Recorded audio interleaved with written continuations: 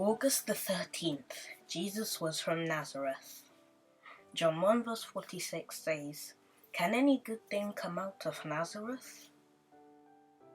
The first 30 years of the life of Christ were passed in the obscure village of Nazareth. The inhabitants of this village were proverbial for their wickedness, hence Nathanael's inquiry, "Can there any good thing come out of Nazareth?" The evangelists say but very little in regard to Christ's early life, with the exception of a brief account of his accompanying parents to Jerusalem. We have the simple statement only, "And the child grew and waxed strong in spirit, filled with wisdom, and the grace of God was upon him."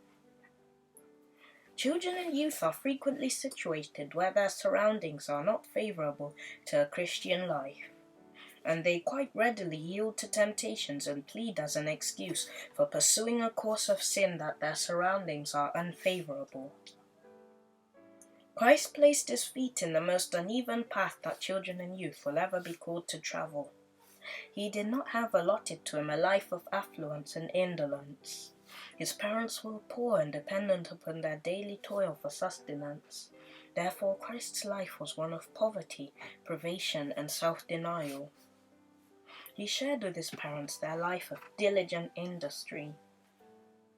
None will ever be called to perfect Christian character under more unfavorable circumstances than that of Jesus.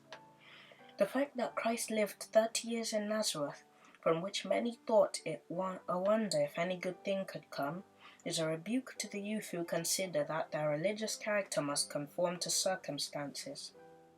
If the surroundings of youth are unpleasant and positively bad, many make this an excuse for not perfecting Christian character.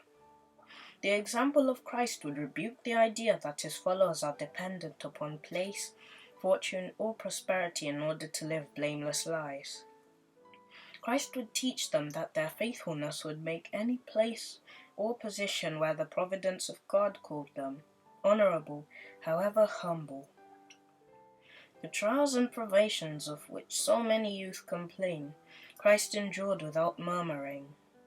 And this discipline is the very experience of youth need, which will give firmness to their character and make them like Christ, strong in spirit to resist temptation.